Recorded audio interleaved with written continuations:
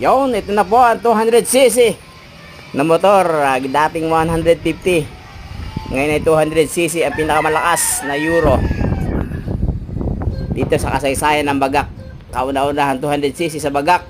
Ito na po, makinis na makinis. Makinis pa sa jowa mo. Isama mo na pati asawa mo. Ayan, di ba? Pakapogi. Ayan, 200cc. Aarangkada na sa kalsada. See you.